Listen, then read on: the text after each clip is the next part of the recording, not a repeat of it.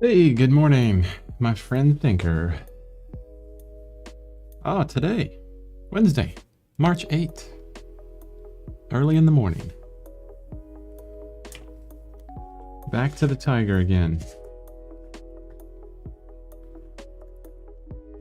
Okay, so first thing this morning, started the stream about 15 minutes later than normal. Gave me some time to get settled and, get the entire stream set up to put all my paint onto the palettes. And yeah, it was nice to have the extra time to not be rushed to get this all set up. I feel like the painting from here on may go pretty quickly because, well, for a bit, we'll see. Yeah, because the splotches that we'll be using will be going on a little bit larger, especially for the chest of the tiger and all the way down to the feet. Maybe we'll get a little bit into more of controlled stripes or splotches. But when we get into these palm fronds, we have to slow down a little bit for that. But that's gonna be in a few days because we'll work the background up, the far background up first. So after I get the full tiger done, all the orange and everything, I'll go back to the top of the painting, work on the very far background, work that all the way down, and then move forward through all the foliage. Definitely. Okay. So the first thing I want to mix up, if I can remember correctly, was that orange that we created yesterday that I liked. That made, there was a good representation of what we want here on the tiger. And I'm pretty sure that was alizarin permanent, just a little bit, and a lot of transparent earth orange.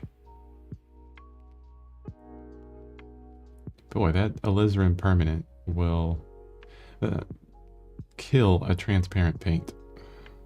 It just kind of takes over. And then we added a little bit of yellow to this as well.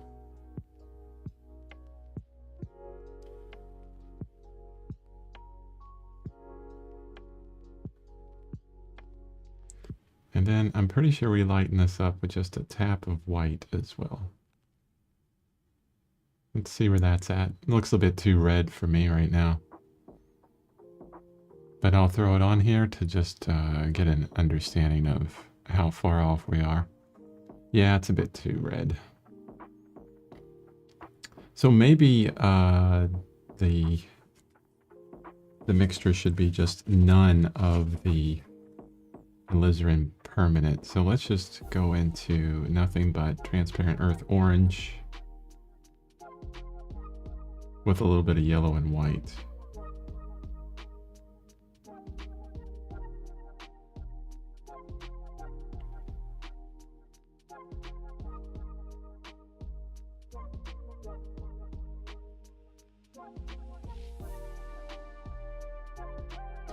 And that might be a bit closer. Yeah, but a bit too yellow. So let's mix these two together and I think we'll have what we need.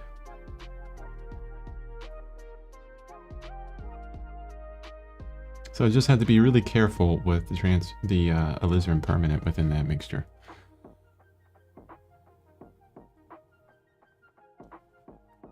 Yeah, I'm pretty happy with that. Definitely. And I'm going to mark out kind of a line. This is the differentiator between the outside of, or at least the right and left side of the tiger, which stays within the orange realm of hair or fur. And then the rest of it turns kind of into white fur, the local color. But we won't be making it white. Honestly, we'll be putting in a bunch of greens and teals and grays. Some of it we could probably leave the color of the canvas right now.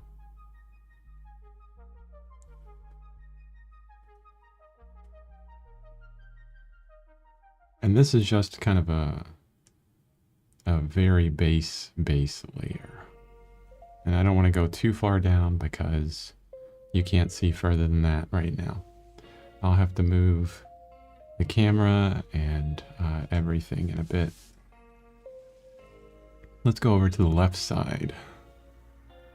And I'm going to dip into some burnt umber to darken up what I have in my brush real quick.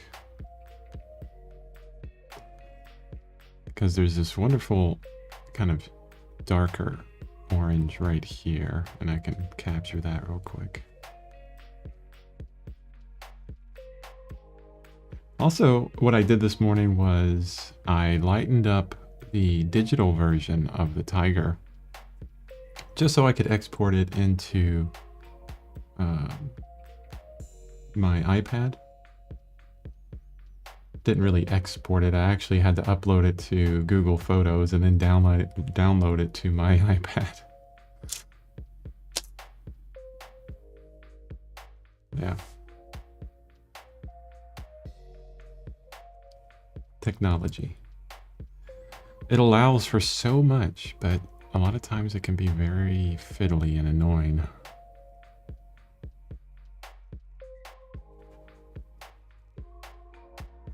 So I'll work this one down all the way to there. Really bringing out the larger splotches down here. Not getting very detailed, but still kind of, when I'm putting these larger spots on, I'm going in this kind of horizontal direction, which is the direction of the fur. So getting kind of that idea. Yeah. Okay. I'm going to switch to a different brush because this is going to be full of grays. And the first thing I'm going to do is mix up our dark color. Burnt umber, ultramarine blue, and just a tiny bit of alizarin permanent.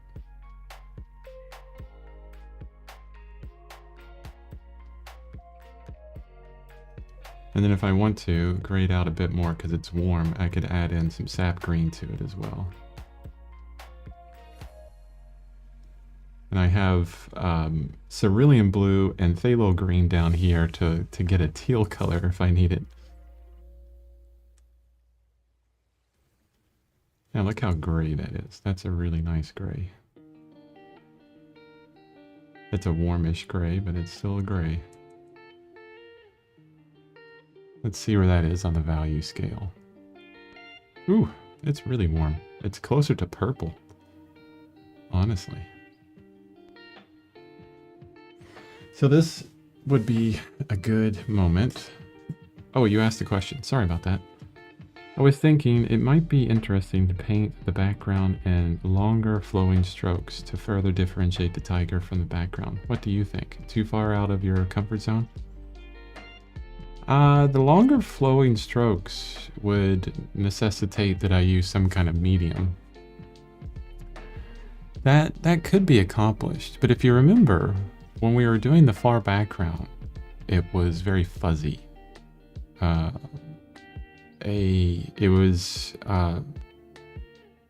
trying to describe this in real terminology that actually can transfer to paint. It was devoid of any sharp edges, as much as we could do. So we softened all the edges out. And regardless of, if it's long strokes or short strokes, which honestly I'll probably end up using short strokes, because if you think about the distance, you're going to see a lot smaller strokes, a lot smaller foliage, a lot of smaller sticks. So I'll probably keep with the smaller strokes back there, but then I'll be blurring a lot of things out as well. Yeah, definitely. Where the long strokes will come in will be all of the palm fronds. Lots of long strokes there. So maybe we'll dip into that Galkid light. But for right now, I'm going to grab my color wheel because I need it. And I've been meaning to pull it over here.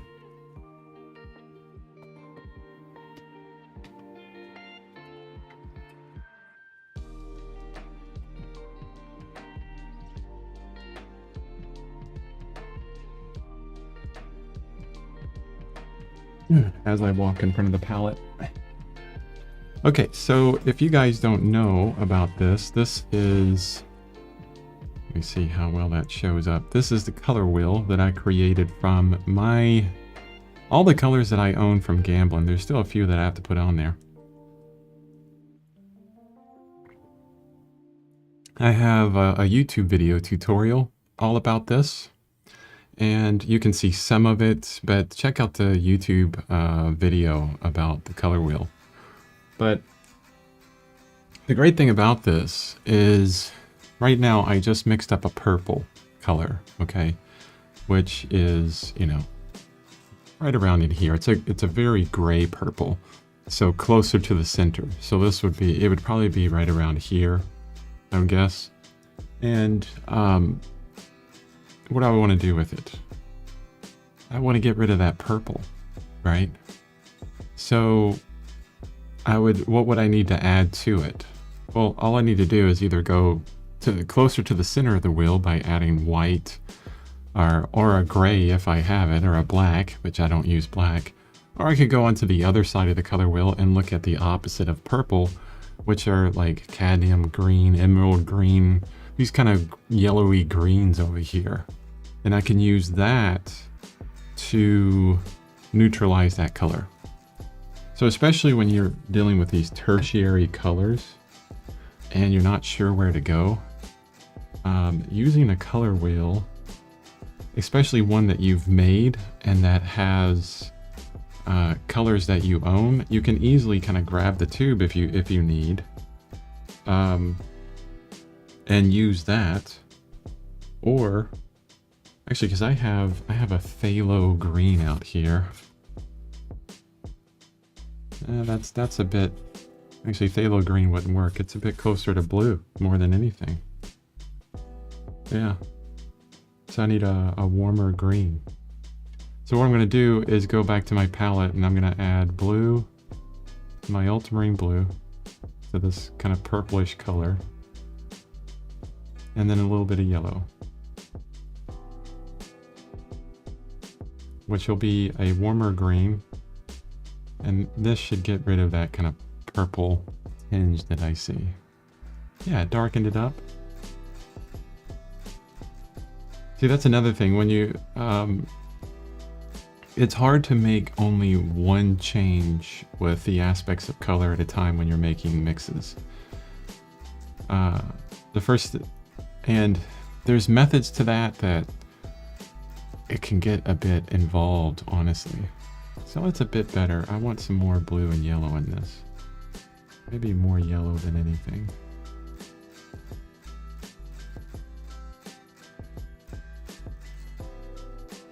Let's try some of this cerulean blue.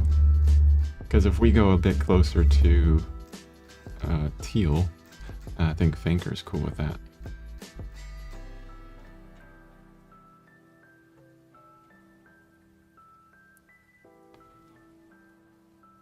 But oh yeah, that's perfect. That's the grays that I was wanting. So there's kind of this kind of warm gray there.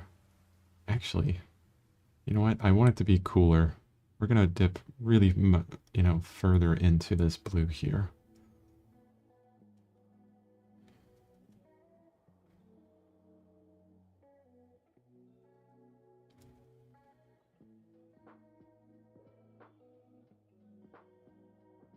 It's these subtle colors where you're into these grays and you're making just small adjustments to them that it seems to take the longest to mix.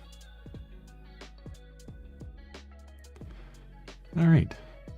Yeah, that's got the base that I want. And then what we can do from there, my brush is full of this gray, so I can really kind of push that onto this side.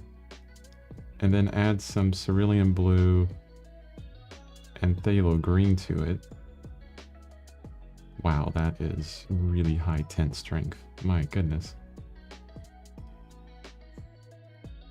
Okay. That just really killed all the paint in that brush and turned it into this super crazy teal color. Let's see if that can actually go down somewhere. Yeah, we could probably put it in, you know, these really darker areas.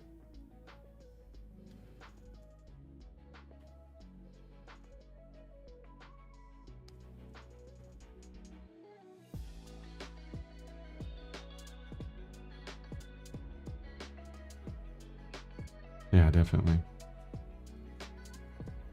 And then if I go back into the gray with the teal that I have in my brush, it will slightly change that big pile that I mixed up. That's another way to really make subtle changes to the colors that you've mixed up is, you know, you mix up other colors on the side and then pull as much out of your brush as you can, and then just dip back into another pile, and what'll happen is there's going to be some of that color left in the brush, and you'll just see very subtle changes, really, really small changes.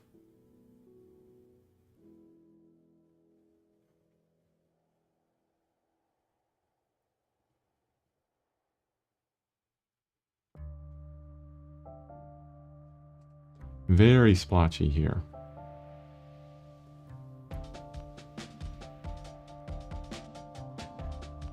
I'm darkening it up with ultramarine blue as well because this area needs to be a lot darker.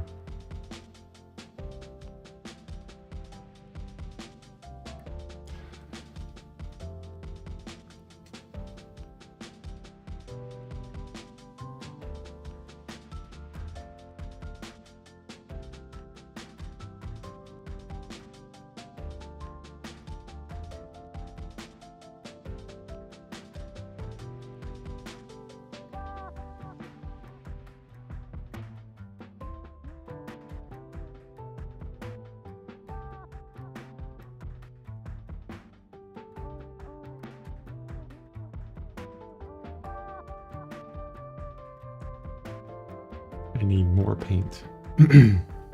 Much more paint here. So what I'm going to do is pull in some really big piles of paint for this mixture. This should almost be mixed up with a palette knife, honestly. If I need this much color. It's kind of arduous. Arduous? Yeah, arduous, and it's early, guys. It's, you know, mouth doesn't work so well deep, you know, very early in the morning. But it's a bit arduous to mix up larger piles of paint with your brush. It gets so much paint in your brush. It's just easier with a palette knife in a lot of cases. So that adjusted the color a bit closer to the blue. So I'll just add some burnt umber, bring it back some.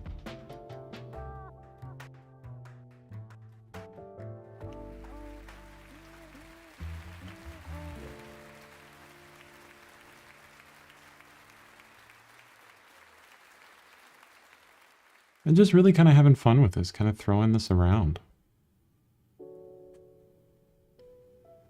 Keeping the values in, you know, somewhat of the correct area. It's darker here in the center. I'm pushing the color a bit, but not so much.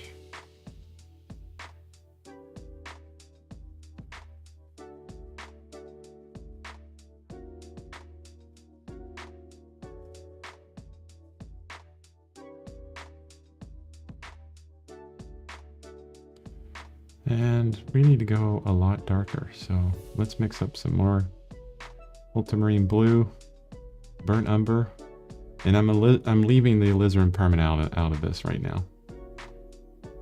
If anything, I'll bring in sap green, which has a very low tint strength, tinting strength. I mean, I would have to use a ton of sap green to tint this down.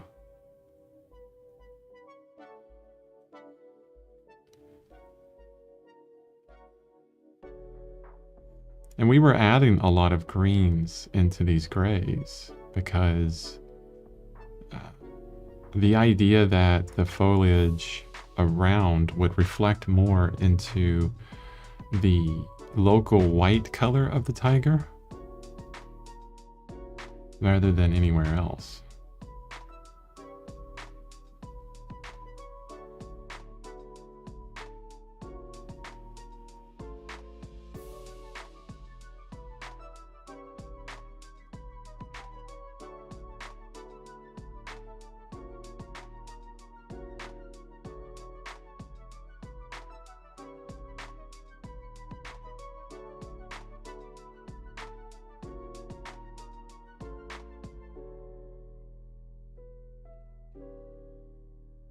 Okay, that's getting really close to the stripe color, but the one thing I do know is, or the stripe value, it's getting really close to the value of the stripe, but that's an inaccurate value, honestly, because these stripes, the darker color we mixed up, I know how dark that is because when it was wet on my palette, I knew how dark it was. If we oiled that out, you would see that it would be a much darker color. That's one of the intricacies of oil painting that's fun, question mark, right? Where when it starts to dry and things get dull, and then you have to kind of remember or know that as soon as I, liven that back up again with some oil paint or with an oiling out, it's going to get a lot darker. So you got to have to plan for that. All right, let's do this. I'm going to jump into the lighter grays, which happen out here on the edges. And how light is that comparatively? Probably too light. A little bit more teal. I'm going to jump into that.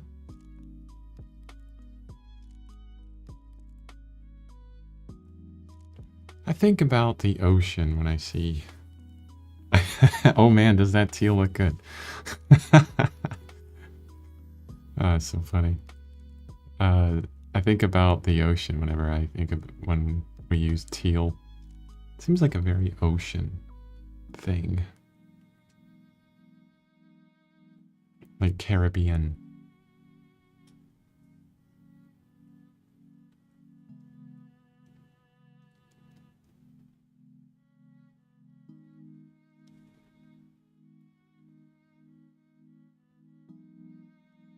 Yeah, you don't see a lot of teal oceans out here on the West Coast.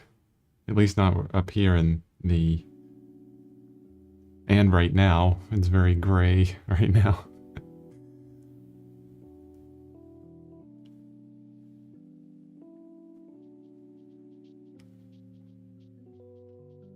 Yeah, the further north and the further south you go, the oceans just turn black and white. White of the ice are the caps of the waves, and the ocean itself is just this kind of black color.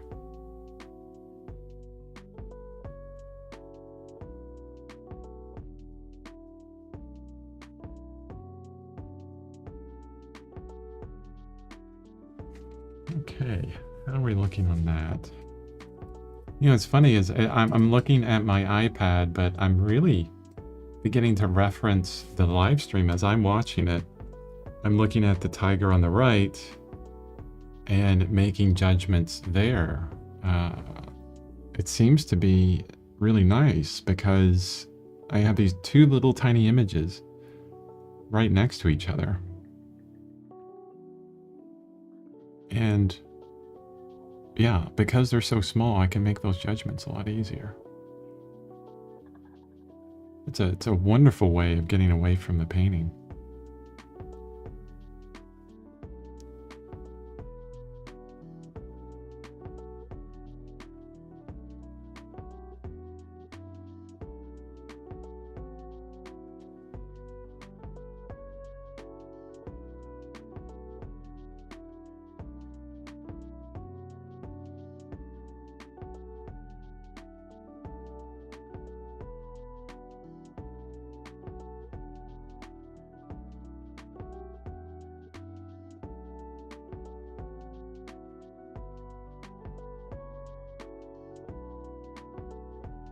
I'm also kind of preparing for the next layers, the glazing layers that I like to do. Because honestly, it's not pure glaze. I mean, it'll be transparent and semi-transparent color that we put down on the subsequent stages. It's kind of one of those things where, you know, I say it's glazing, but at the same time, if I need an opaque paint on top or something close to it, I'll use it.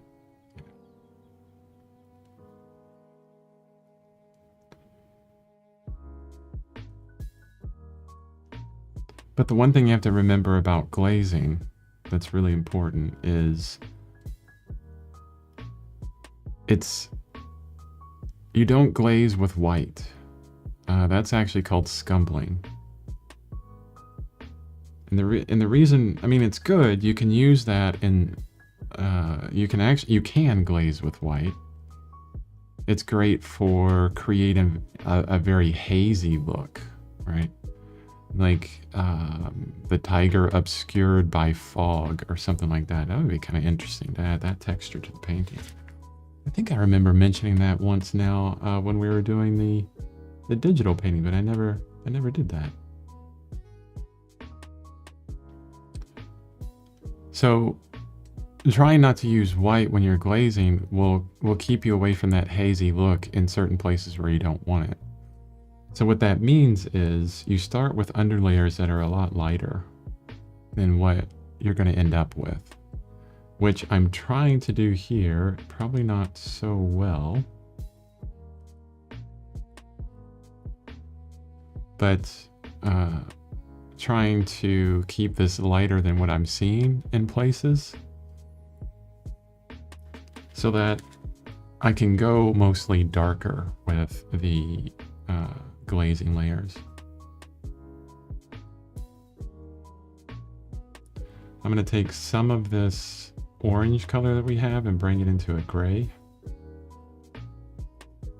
So connect those two piles of color together.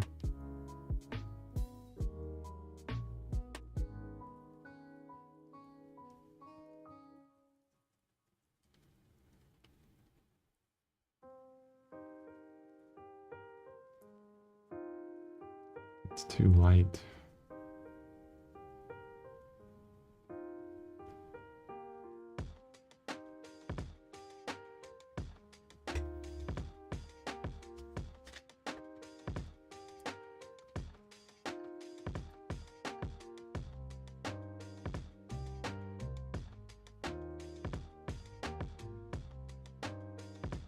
Yeah, if I was a bit more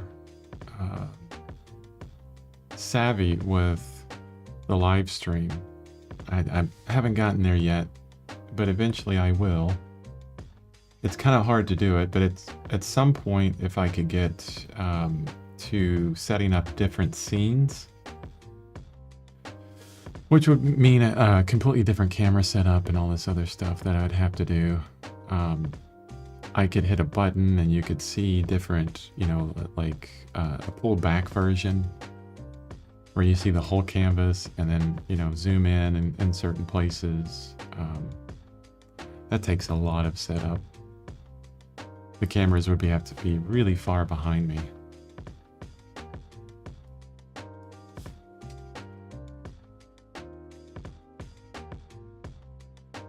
It's very splotchy right now, but that's, you know, that's the name of the game here.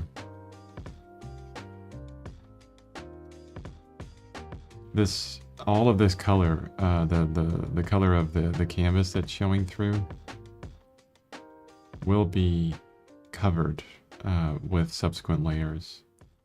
And then all of this texture will be muted and it will turn into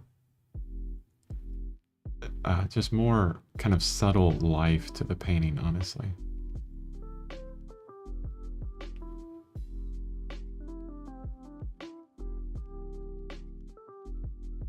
So I'm going through right now and I'm just moving some of these edges around that I see.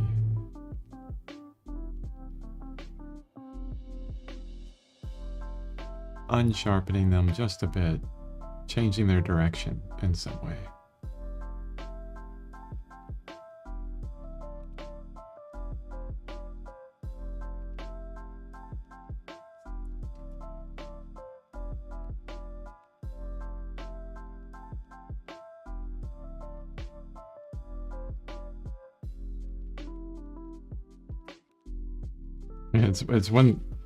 It's hard showing these beginning stages of paintings, and especially kind of going through it, live, because there could be a misunderstanding.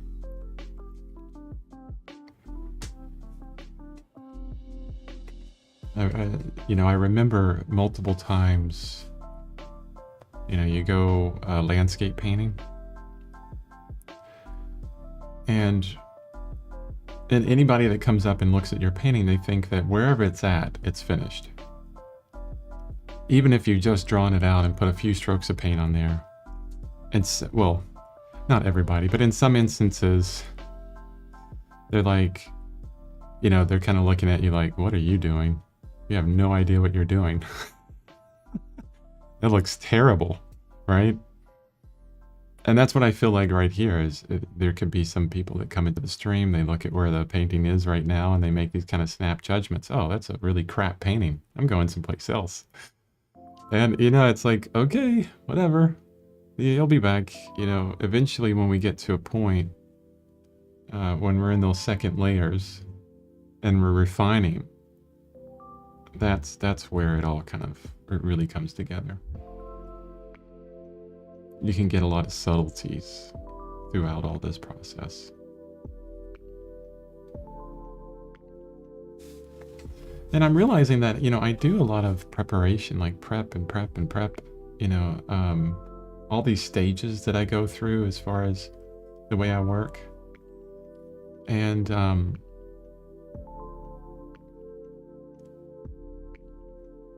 could I do a painting in one stage? Yes. And I've done that for years and years. And I've made so many unsuccessful paintings that way. And this is the reason why this method is what I use right now. Because it works for me. And if you want to try it, which I would suggest you do, always experiment.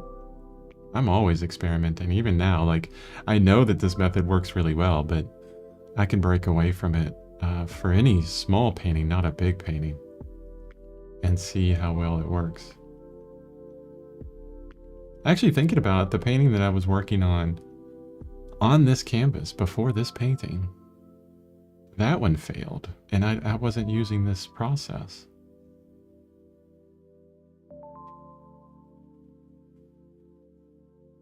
I was impatient. That's what it was. It was more impatient than anything.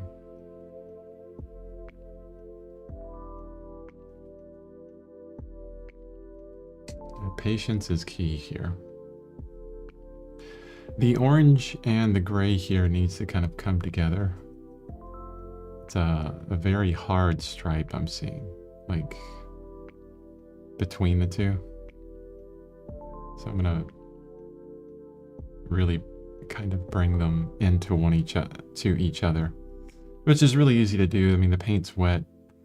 You bring some gray over there, and then whatever you pick up, you move to the other side as well, and then you move back over here, and then it all kind of blends together.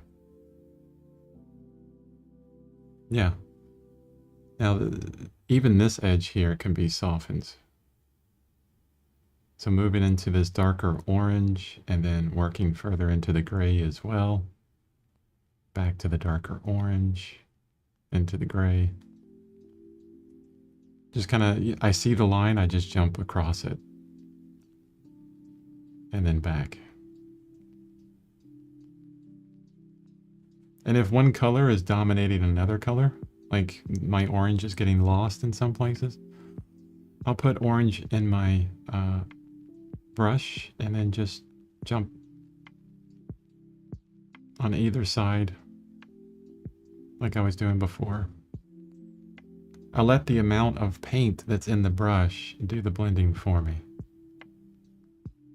And because I'm working in these daubs of color, these splotches of color, there's going to be an optical blend that happens anyways.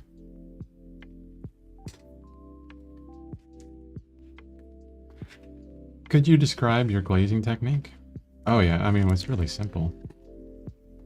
I use the exact same colors I have now because all the colors that are on my canvas are either transparent or semi-transparent.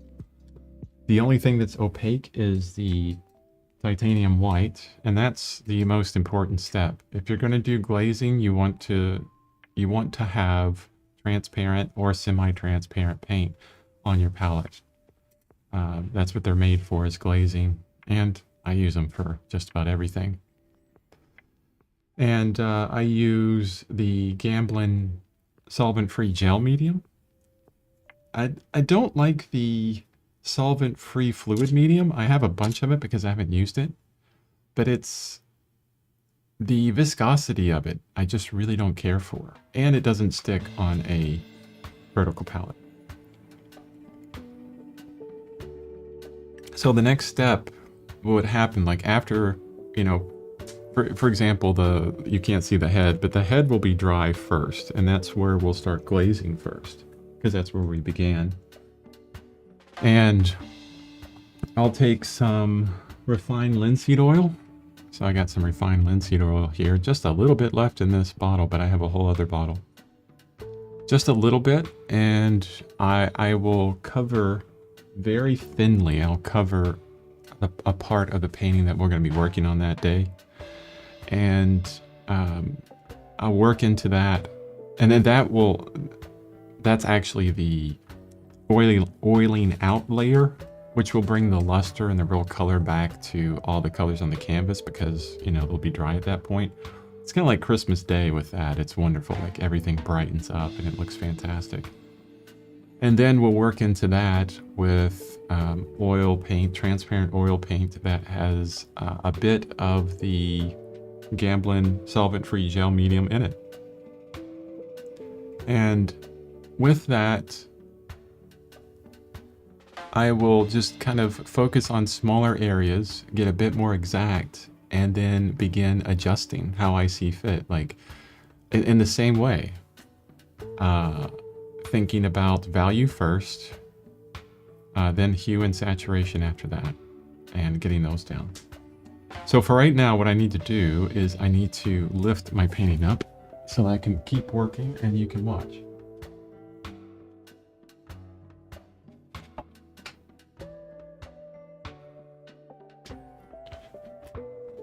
Let's see how far up that went. Okay. Yeah, so we got not that far. And my camera can't go down much further. So I'm actually going to point my camera down so you can see possibly the feet of the tiger. It's a weird angle for you guys, but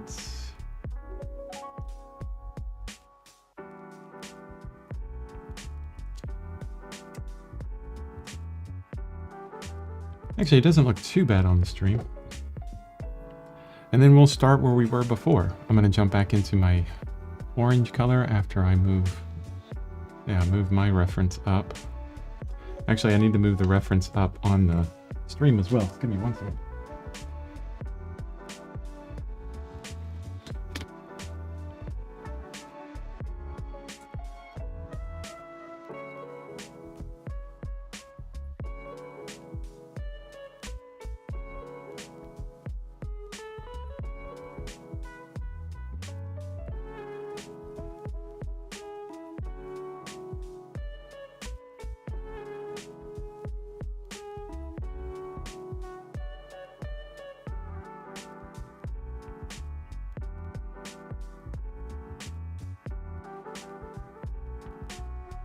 Okay, there we go.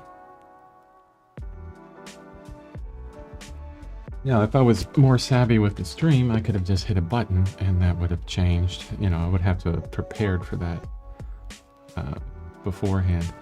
I'm going to make up more of this orange. Transparent earth orange, a little bit of that alizarin permanent, and then I'm going to mix it into what I already have. This will get darker, which is exactly what I want because we're going further down. It actually starts to get dark about right here. You know, the light is coming from above, it's fading off.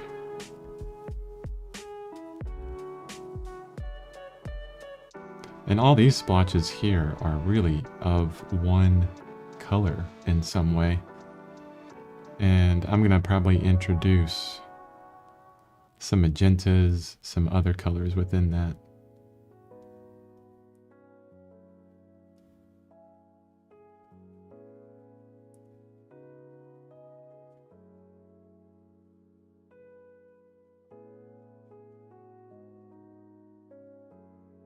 This turned out to be a pretty dark painting.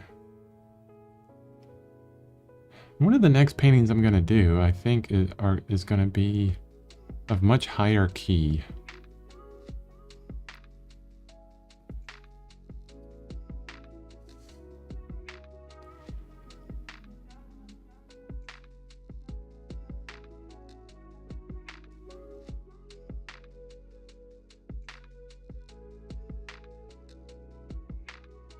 All right, that's pretty good for that side.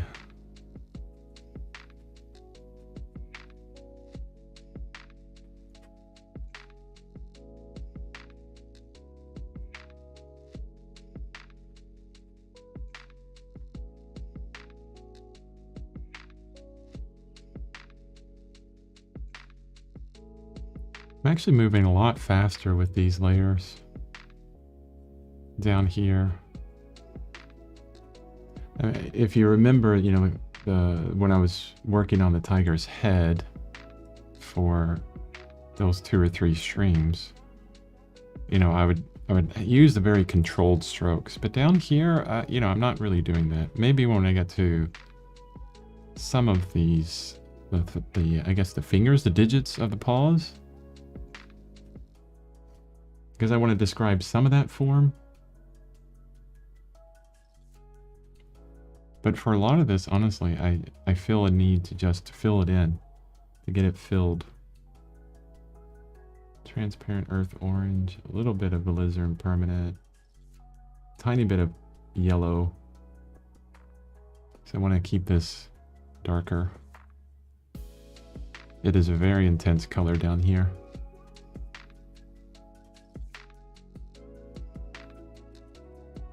Have to bring some of those grays into it. Okay. Let's move back to those grays now, which have a very green tinge at this point. Let's add some more teal into that.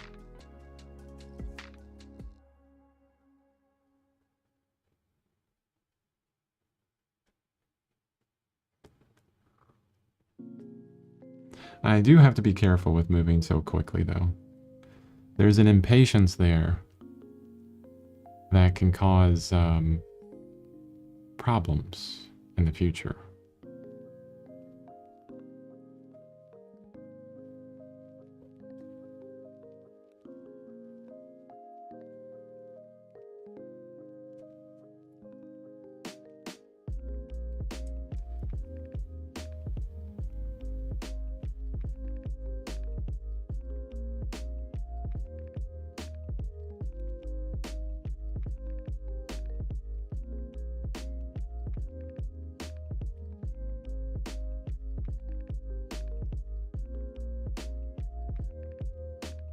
Did I describe the glazing technique well? Is it understandable?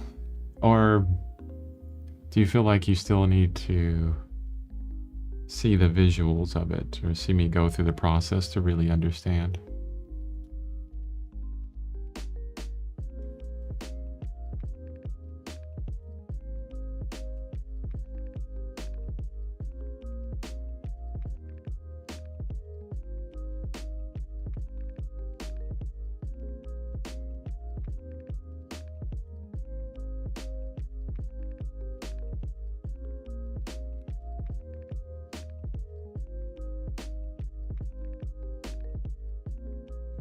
Bringing some of that lighter gray in here. Ooh, it's already 5 o'clock.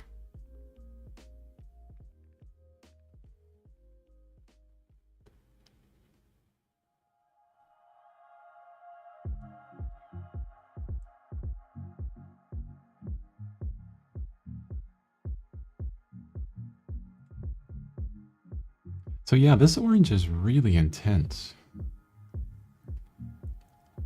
I think it's way too intense. I need to make a change there. I'm gonna get some more of this gray, these grays in, and then I'm gonna go over a lot of that orange and really bring the intensity down on it.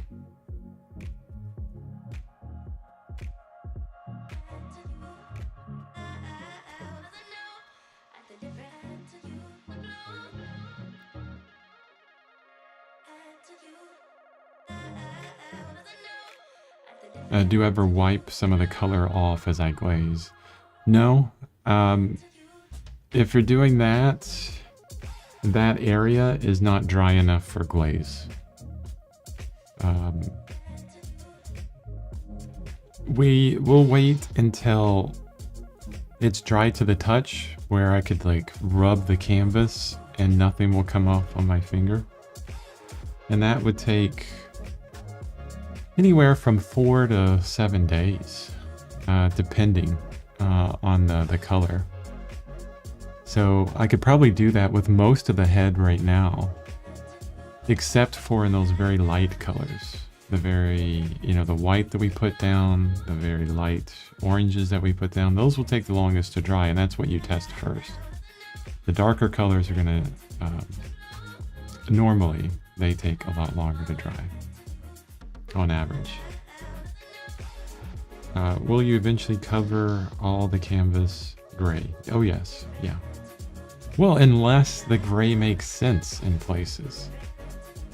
I love, there's a portrait by, and actually, I featured this on one of my videos. I can't remember which video.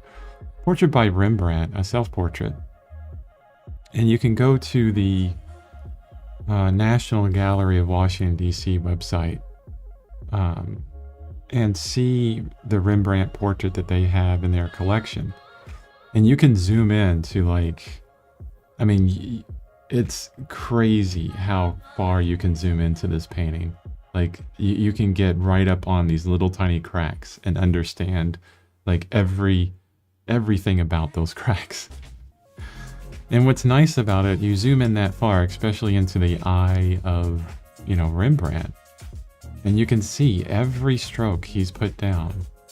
And then there's places where this gray canvas is showing through. He just left the canvas there. You pull out and that gray canvas, that gray color is perfect right there. It's like it was meant to be there. And that doesn't just happen. I mean, he didn't just forget that and it was happenstance. He's painting, he's understanding value, he's understanding color, hue, saturation, everything, and what's necessary. And he didn't have to touch that because he knew, okay, that's the exact color that I needed there. Fantastic. So if the gray works in a place, I'm not going to change it. Like, yeah. But having that understanding is what's important. Being able to see it is what's important. So I'm really kind of bringing a lot of that gray into the orange, which I'm not liking, honestly. It's not mixing the way I want. So how do we gray and orange? Let's look at, and specifically, this is mostly transparent earth orange, which if you look at the color wheel, oops, let me go down a bit, right there. Transparent earth orange is right here. It's really close to the center of the color wheel. Here's transparent earth red, and then burnt umber. They're both the same color, it's just one is more gray than the other. And then we got raw umber right next to burnt umber. It's almost exactly the same. So I could just use burnt umber. Perfect grade orange. Don't need to worry about graying out this orange over here. I'm just going to grab some burnt umber. And now, I look at it and I'm going, okay, well, that's not the right value though. I need to bring up the value just a little bit. But I want to keep it kind of gray, so how do you bring up the value of a unsaturated orange, but keep it unsaturated? I wouldn't add a yellow, that would add saturation, but a white would bring up its value a bit, yeah, and keep it gray because white is basically blue. Yeah. And let's see where that value is. Yeah, that's what I was looking for exactly. Especially if I take this over on this side.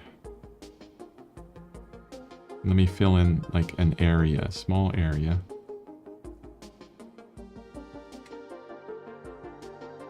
I'll wait till my virtual self catches up.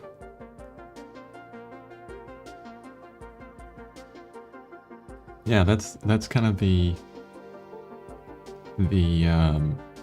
and maybe it could go a bit further. I'll add a bit of blue, ultramarine blue to that mixture, which will darken it. So I need to add a little bit more white to bring the value back. And this will make it even more neutral, like neutralize it. Because you have to remember, I'm working into paint that's already on the canvas. And it's wet, and I'm mixing on the canvas as I'm working into it. So this orange that's on here is too saturated. So the color that I work into it should be even further, even closer to gray than what I need, so that when it mixes with what's on the canvas, it turns out and closer to what I want. I hope that made sense. It's kind of like you're instead of mixing on the palette, you're mixing on the canvas. I have this very saturated color, so no, it's a little bit different because you have to go a bit further than normal to desaturate or to change what's already on the canvas.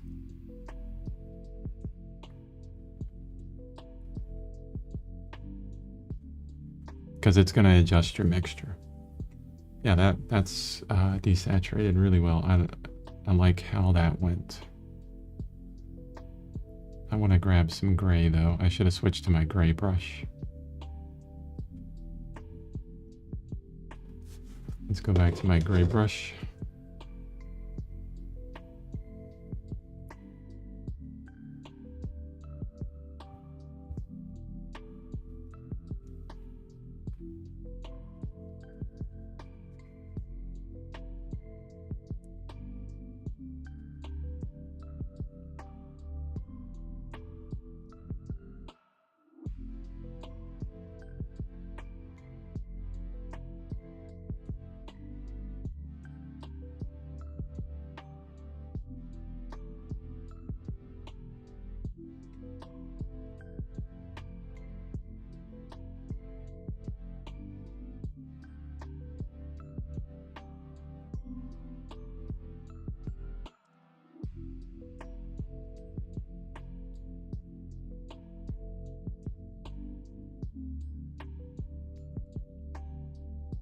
Okay. Yeah, that really need to be desaturated. Let's do this. Experiment. Ultramarine blue. Almost straight ultramarine blue. Except I want to lighten it up a bit. So I have a similar value to what's down in this area, this orangey area. And then I'm going to just add some splotches where the gray is, at least try to, and see what happens when I get an optical mixture. So the orange is as saturated as it can be right there, and I'm not mixing it on the canvas, but I'm adding blue around it. Let's see what it looks like. And when you optically mix these kind of things, basically stand further away from the painting, or look at it on a live stream on a little small phone, what should come out is something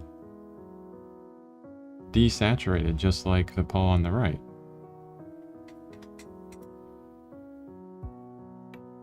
Yeah, somewhat, I would say, somewhat.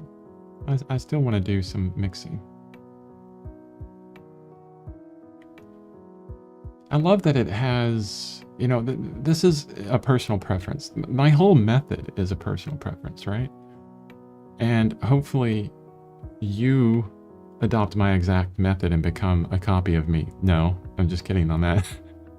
hopefully you, you know, experiment with this and hate it or love it or understand something more about the method that you like, and then develop your own method. And I think that is what's important.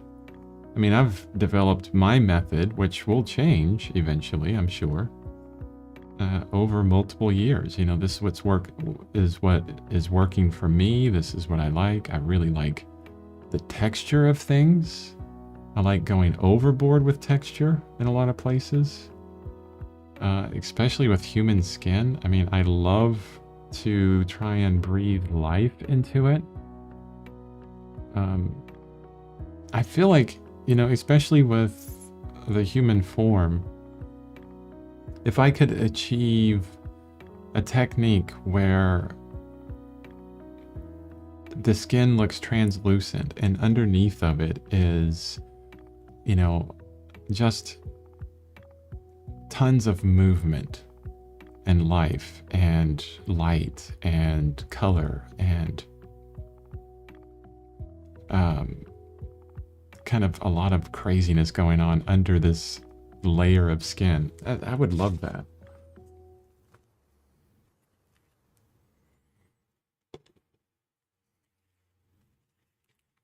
I'll probably keep chasing that, and it will eventually change how I do things.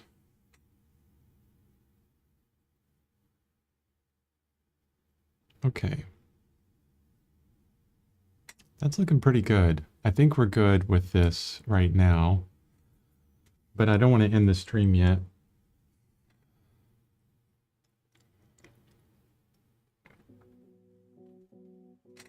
What I want to do is the orange that we put on both sides of the tiger's arms or legs, whatever. I want to introduce some interesting colors. And what I really loved about our digital version of this is I added in some of these oranges like a really fun magenta. This really kind of crazy magenta color I'm mixing up here. Let's see where this value range is. It's probably up here somewhere. It's too light, I would say.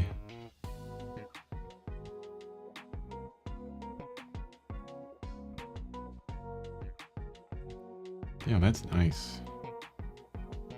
Let's darken it up some. This is straight alizarin permanent with a little bit of white in it. Just right out of the tube. Let's see. Okay, yeah, that's much darker. Wow, that really is intense. So we need to match the right value of it, which I need to go down here with this intense color.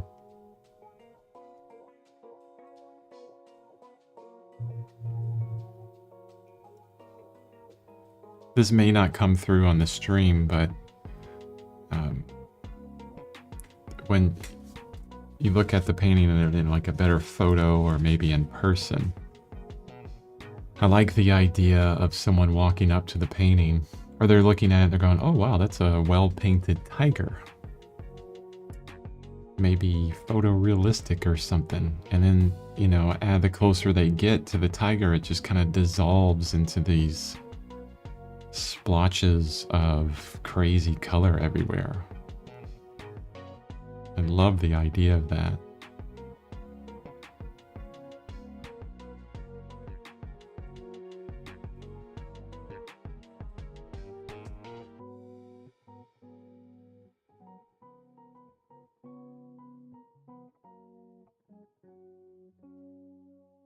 Okay. Now the next thing is, how crazy can we get with this teal? I'm not even going to clean my brush. I'll just take some of this magenta down in here.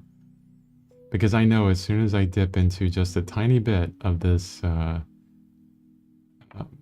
cerulean blue, oh yeah, there's no magenta left. It's gone. All gone. Let's add a little bit of phthalo green to it.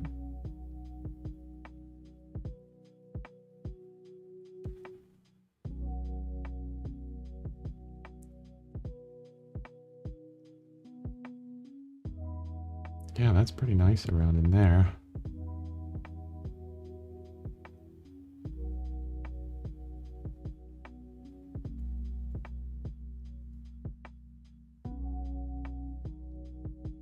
Even more intense. Closer to these darker colors right now.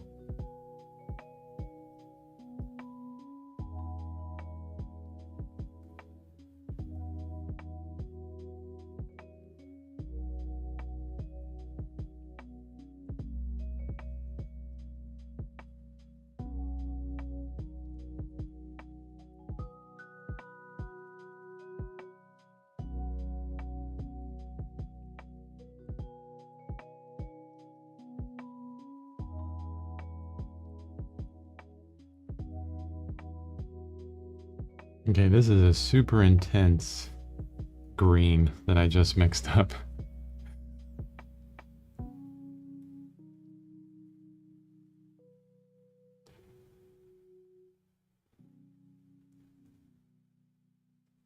That's going everywhere.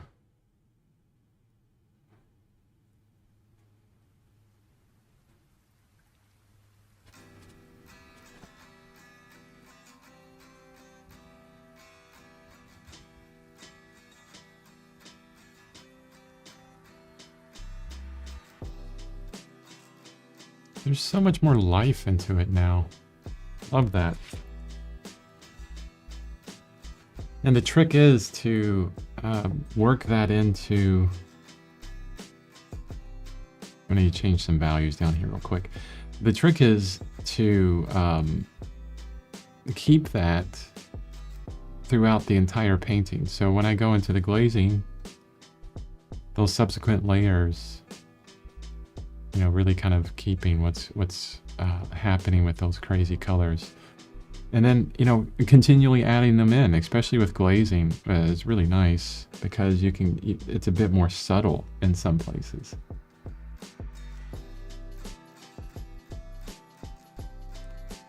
I want to darken this whole area up real quick. And then right here as well. It's very muddy down here right now, where the paws are. This is definitely a muddy color, and I think it's perfect where it's at.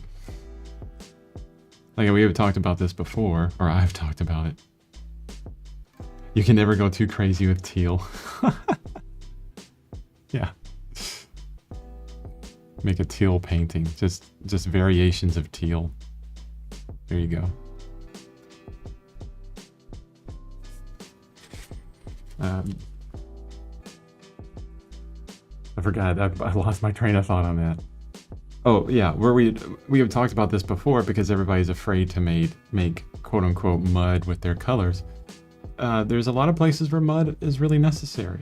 If your painting is just bright all over, maybe it'll still look good. But I like this idea of contrast. Contrast between saturated color and desaturated color. I mean, the whole idea of mud, because when you say mud, it's not really giving anybody an indication of what that actually is. What most artists, I think, are talking about is just desaturated color. Very desaturated color. So getting deep into the tertiaries and beyond. Yeah. Intensity comes from right out of the tube. You start as intense as possible right out of the tube, and if you want to keep intensity throughout your work, you make very strategic mixtures. You stay within primaries and secondaries, and that's it. Primaries in the sense of primarily the paint right out of the tube, not specifically red, yellow, and blue, the primaries themselves, the primary hues. For example, I mean, alizarin permanent is not a primary color, but if I use it right out of the tube along with one other color mixed into it, it would stay really intense. Super intense color. So there'd be like a secondary mixture. Primary color and only one second. And that would keep very intense color throughout. With painting that way, you would want to make sure that your values are on, though. That you get your values done really well. Okay. That's it for today. We finished, from the chest all the way down to the tips of the toes. Tomorrow I'll have to drop my camera down so that we can see the rock and the toes. Or no, maybe I'll probably leave it right where it's at. Now, let's do this while I'm talking about it. I'm gonna lift up my camera so it's vertical. And I'm gonna move it to the right just a bit.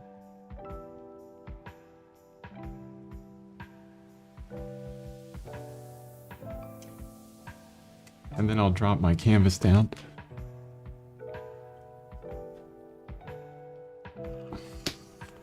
Just a little bit. And that's where we're going to start.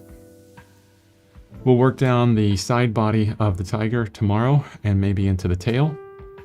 And yeah, go back down to the bottom again. Look for the stream time tomorrow. Oh, Thinker says, it would be nice at the end of each session to see the entire painting canvas. Oh. That's true. It would be nice. I fear even moving this tripod, though, and trying to get it back where it's supposed to go, honestly. If you want to see the full process, ooh, that's a challenge for my daily work, because I have all the images for my daily posts, because I take, right after the stream, I take a full image of the canvas where it's at, and then put it up on my website. But I usually just collect the images and do that all on the weekend. But I'll see if I can think of something on that. I'll be thinking about it. I appreciate the feedback, though, Thinker, every time. So with that said, I will see you tomorrow. And look at the time, because that may change. It may be a little bit later than it was today. We shall see. See you tomorrow.